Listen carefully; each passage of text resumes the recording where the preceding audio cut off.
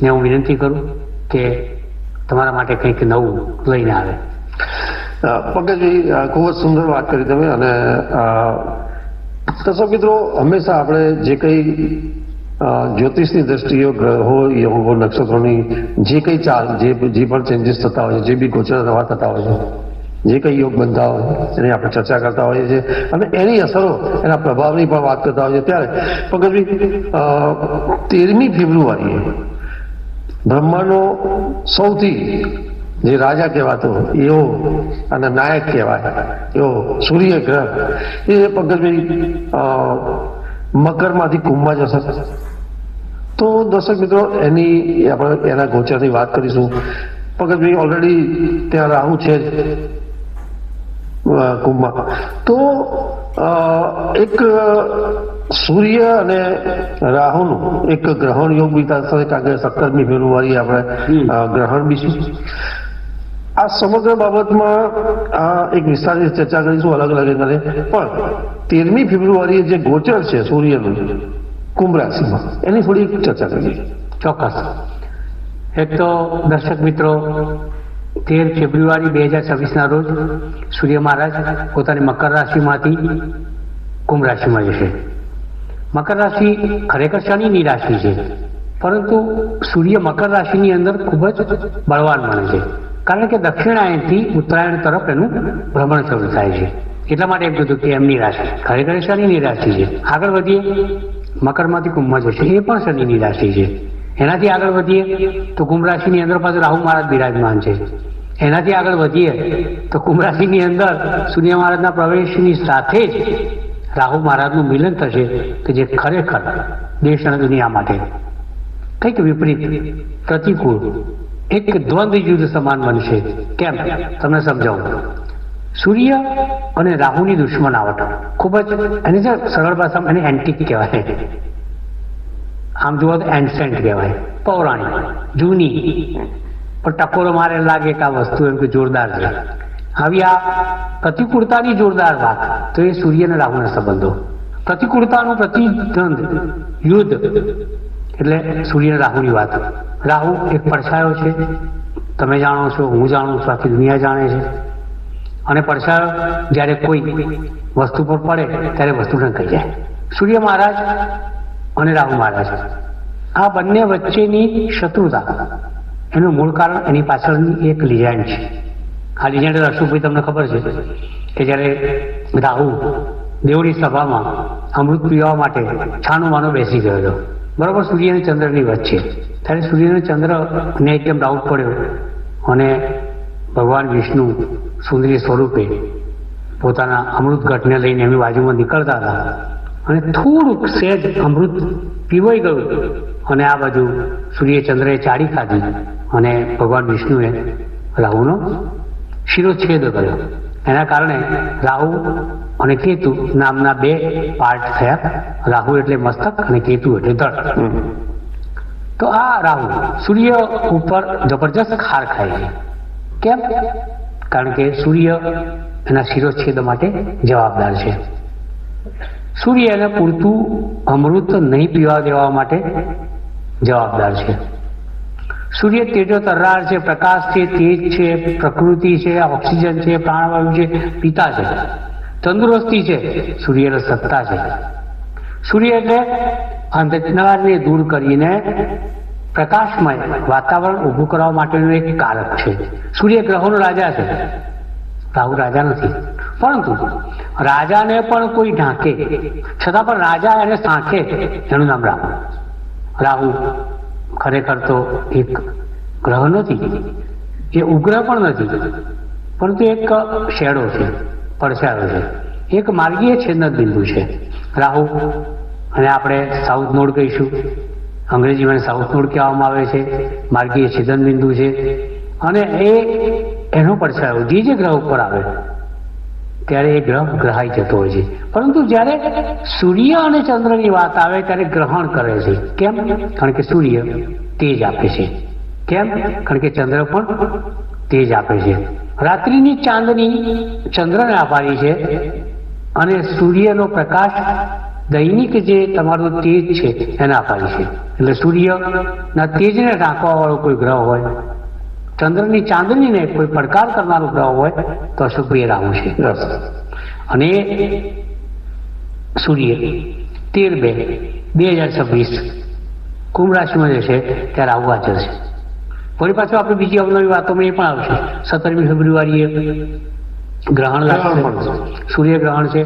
અલબત્ત એની કોઈ મોટી અસરો, આડઅસરો, વિચિત્ર અસરો ન પણ હોઈ શકે, પરંતુ મૂળભૂત રીતે બે દુર્ઘટનાઓ, એક તો 13/2 થી 1 મહિનો રાહુ સાથે સૂર્યનું જોડાણ, અને 17/2 સૂર્યનું રાહુ દ્વારા ઢંકાવવું, રાહુ દ્વારા ગ્રહાઈ જવું, આ પણ એક દુર્ઘટના છે. આ બંને દુર્ઘટનાઓનો ચિતાર વિસ્તારપૂર્વક આપણે આ શોની અંદર અને બહુ તલસ્પર્શી રીતે ચર્ચીશું કે ભાઈ આ જે ઘટનાત્મક ક્રમ છે એની અસર શું થશે, વૈશ્વિક અસર શું થશે, દેશ ઉપર શું અસર થશે, વ્યક્તિગત અસર શું થશે, રાશિ પ્રમાણે એની અસર શું થશે, કયા અંગને નુકસાન થશે, કયા અંગને લાભ થશે, એની પણ કેટલીક મહત્વના મુદ્દા સહિતની વાતો આપણે કરશું. અશોકભાઈ, આપ શું કહેશો આ બાબત? ચલો આગળ.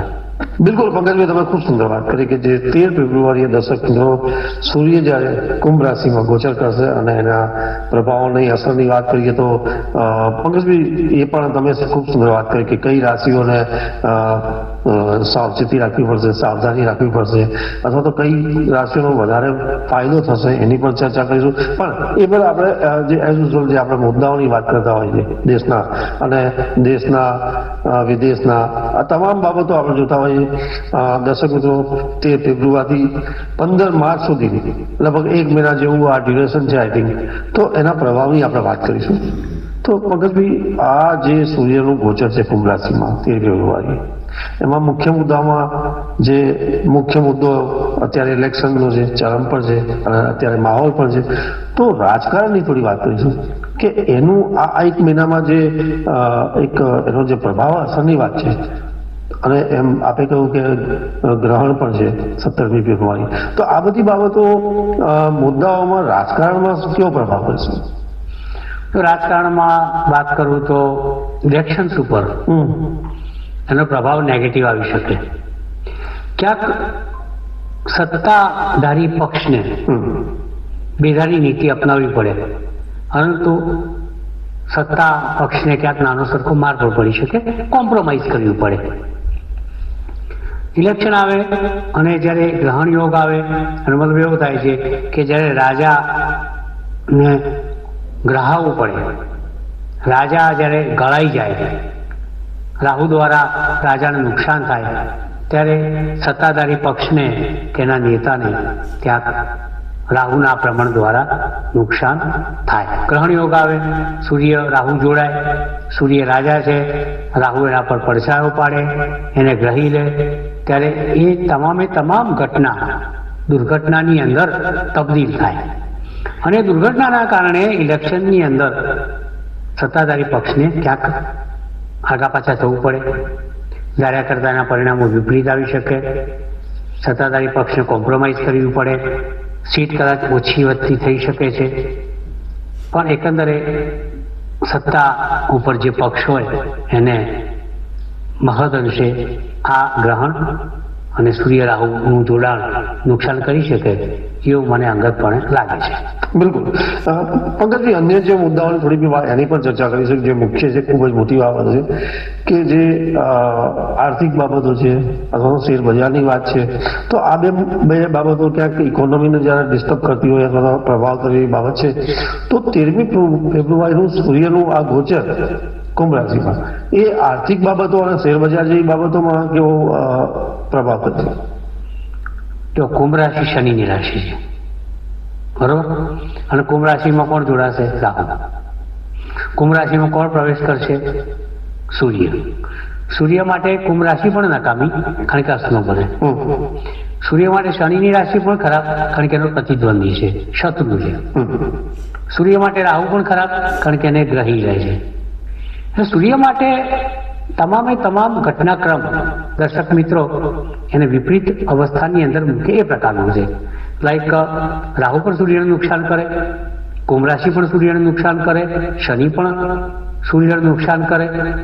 તો ભાઈ સૂર્યના અસ્તિત્વ સામે એક જોખમ ઊભું થાય. અશોકભાઈ વાત કરી કે ભાઈ આર્થિક સ્થિતિનું શું, દેશની કે શેર બજારની ચર્ચા. તો એક વાત ચોક્કસ કહીશ કે આ એક મહિનાના સમયગાળા દરમિયાન શેર બજાર વધે ઘટે અને અંતે ઘટે. સમજવા જેવી વાત છે. બિલકુલ. વધે ઘટે અંતે ઘટે. અગર તો ઘટે વધે પરંતુ અંતે ઘટે. તરબૂચ ઉપર છરી કે છરી પર તરબૂચ, એક જ વાત છે. સો ઇન શોર્ટ શેર બજારના હાલ હવાલ બેહાલ થશે એ વાત સુનિશ્ચિત છે. તો આ એક શેર બજારની વાત છે. ખાસ કરીને હું એવું ચોક્કસપણે કહીશ કે રાહુ છે શેર બજારમાં બહુ મોટા પાયે સટ્ટો કરાવી શકે છે. રાહુ છે અને શેર બજારની અંદર મોટી પછાટ પણ કરાવી શકે છે. એટલે ખાસ કરીને સટ્ટાખોર જાતકો ખાસ ચિંતા લેવું પડે. સત્તાખોર જાતકોની વાત કરું છું. સત્તાવાળાને તો નુકસાન છે જ, સત્તાધારી પક્ષને, પણ સટ્ટો કરનારને લાગે બટ્ટો. હટ્ટો કટ્ટો પણ હતો નહોતો થઈ જાય એવી શેર બજારની પરિસ્થિતિનું નિર્માણ રમનારાઓ માટે ઊભું થશે. રાહુ છે એટલે તમારે એ અદ્રશ્ય શક્તિ છે. તો વીજ શક્તિ અદ્રશ્ય શક્તિ છે. વીજ પાવર, સોલાર સિસ્ટમ અદ્રશ્ય શક્તિ, જે તમને દેખાય નહીં પણ એનર્જી વધારે છે. બરાબર. અને જેટલી પણ સોલાર કંપનીઓ છે, પાવર કંપનીઓ છે, ઇલેક્ટ્રિકલ કંપનીઓ છે, ઇલેક્ટ્રોનિક્સની કંપનીઓ છે, એ લોકોએ ખૂબ જ સાવધાન રહેવું પડશે. આવી કંપનીઓના શેરમાં ભારે પછડાટ અને ક્યાંક પીછેહટ જોવા મળશે એવું મારું અંગતપણે માનવું છે. આર્થિક સ્થિતિમાં ચોક્કસપણે કહીશ કે ક્યાંક વિદેશની નીતિ લાઈક ટ્રમ્પ છે એના કેટલાક નિર્ણયો ભારત માટે રોડાના ચણા ચાવવા સમાન બની શકે છે. તો આર્થિક સ્થિતિમાં ક્યાંક એક લાગે કે ભાઈ હવે ગબડી રહી છે. આર્થિક કમરનો મણકો ક્યાંક ખસી રહ્યો છે.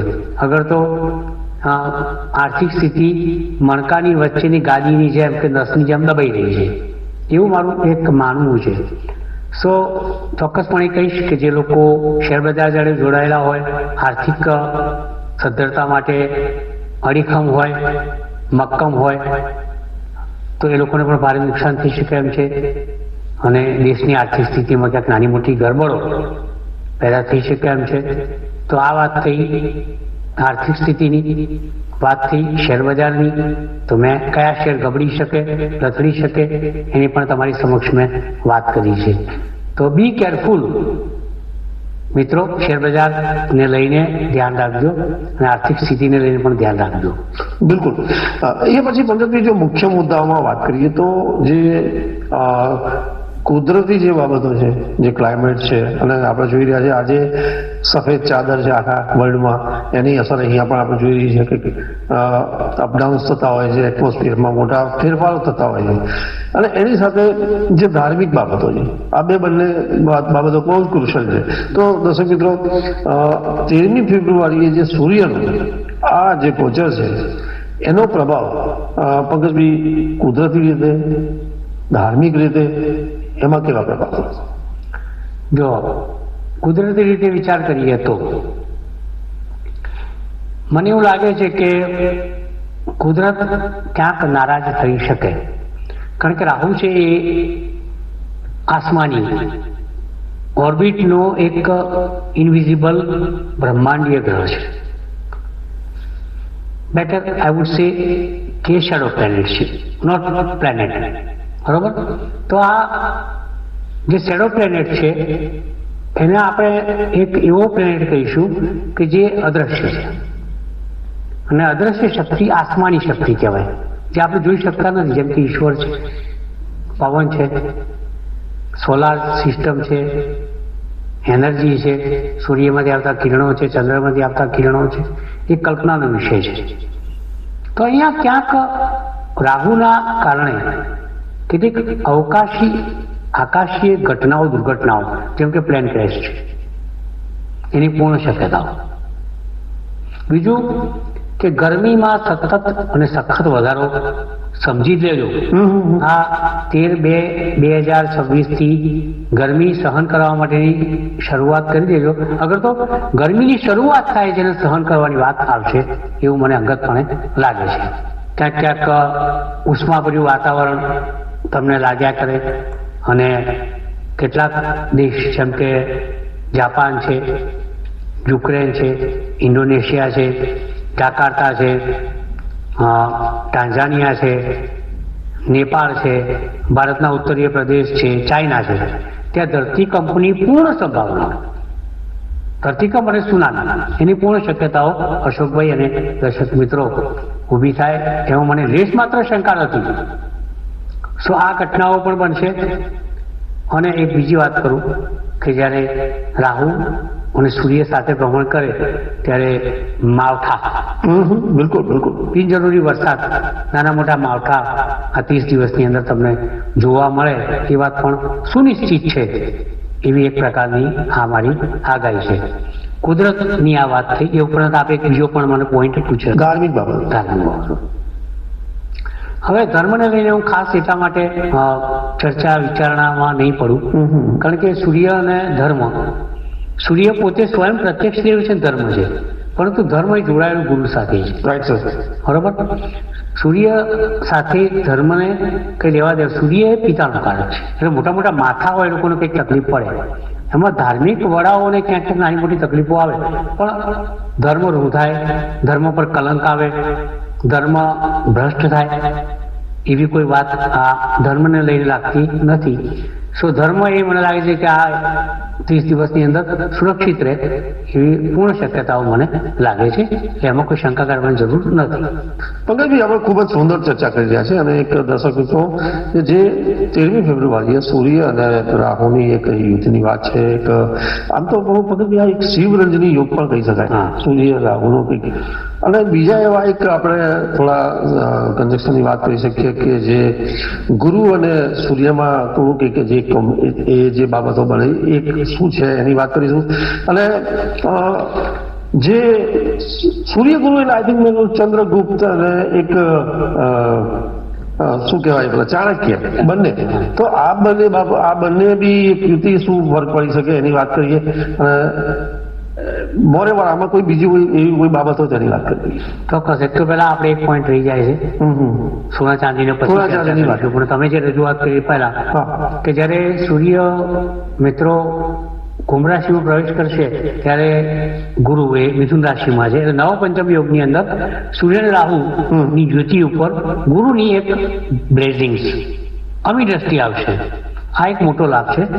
એટલે મેં ના કહ્યું કે ભાઈ એટલું બધું વાતાવરણ તંગ નથી લેખાતું, પરંતુ જે વાતાવરણ હોય એની અંદર ક્યાંક પ્લસ માઇનસ નાના મોટા થયા કરે એવું મને લાગ્યા કરે. મેં ધર્મનો બચાવ કર્યો. અને ગુરુ ધર્મનો કારક છે અને એની દ્રષ્ટિ સૂર્ય રાહુ પર છે જ ઓલરેડી. તો સૂર્ય રાહુને ધર્મને લઈને કે બગાડ ઉભો કરવા માટે રોકશે. સૂર્ય રાહુની યુતિને ધર્મમાં બગાડ કરતા રોકશે. બીજું તમે કીધું ને બે ચિત્રગુપ્ત અને ચાણક્યની બંને બરોબર છે. તો આપણો ગુરુ એ તો એક જબરજસ્ત મોટો ચાણક્ય છે અને રાજા એટલે ચિત્રગુપ્ત છે. પણ એના પર દ્રષ્ટિ પડતા અહીંયા સામ્રાજ્ય ઉખેડવા કરતા સામ્રાજ્યને સંભાળવાની વાત વધારે બરોબર ને? સમજી ગયા તમે? બીજું સોનું વધશે. બિલકુલ સર. આજે આપણે જયારે ચર્ચા કરીએ ત્યારે 1,60,000 ઓલરેડી થઈ. અને ચાંદી તો 3.5 લાખ ઉપર કઈક વાત છે. તો પંકજભાઈ, મુખ્ય મુદ્દાઓમાં જે ઇન્ટરેસ્ટિંગ બાબત છે દર્શક મિત્રો માટે એ સોના ચાંદીની વાત છે કે આ એક મહિનો હજી જે આ યુગ ગોચર છે સૂર્યનું એમાં કેવું? ચોક્કસપણે કહીશ કે સોનું વધશે, ચાંદી વધશે, શેર બજારનું નુકસાન છે. તમે ધબકારા વધારે એવું લાગે. તમારા ઘરમાં કોઈ મેરેજ તો નથી ને? મેરેજ સિઝન છે દર્શક મિત્રો. દર્શક મિત્રોના ધબકારા વધે, અમારા ધબકારા વધે, સૌના ધબકારા વધે. પરંતુ હું કેટલાય વર્ષોથી આ શોમાં કહું છું કે ભાઈ જો રોકાણ માટે કોઈ શ્રેષ્ઠ વસ્તુ હોય તો સોનું અને ચાંદી જ છે. અને જો આજે વાત કેટલો આમ 100% સોના જેવી તમારી સમક્ષ મુકાઈ ગઈ છે. એનીવે બીજા શોની અંદર ઘણી બધી બીજી વાતો કરશું. ત્યાં સુધી અલ્પ વિરામ, મળીએ. બિલકુલ પંકજભાઈ, તમે ખૂબ સુંદર વાત કરી અને આપનો વિશેષ આભાર કે જે 13 ફેબ્રુઆરીથી દર્શક મિત્રો સૂર્યનું એક ગોચર મકરમાંથી કુંભ રાશિમાં એ પ્રવેશ છે અને એની જે અસરો છે એમાં આપણે ઘણી બધી બાબતો જોઈ કે ત્યાં રાહુ ઓલરેડી છે, 17મી ફેબ્રુઆરી ગ્રહણ પણ છે અને એ બધી બાબતો દેશના મુખ્ય મુદ્દાઓની વાત કરી છે. રાશિ જાતકોની પણ આપણે વાત કરીશું કે એમાં કઈ રાશિઓનો વધારે ફાયદો છે અથવા તો કઈ રાશિઓને સાવધાની રાખવાની વાત છે. એના ઉપાયો પ્રયોગોની સાથે પંકજભાઈ અત્યારે સમયમાં થોડી મર્યાદા છે પણ નેક્સ્ટ એપિસોડમાં આપણે રાશિ જાતકો ઉપર પણ આ ગોચરનું કેવો પ્રભાવ રહેશે એની વાત કરીશું. ત્યાં સુધી રજા આપશો. નમસ્કાર, આભાર. જ્યોતિષ એક વિજ્ઞાન. હું જાઉં છું પાછો અમદાવાદ. હું 3 વર્ષ રાહ જોઈ. લાસ્ટ ટાઈમ પૂછ્યું છું તું આવે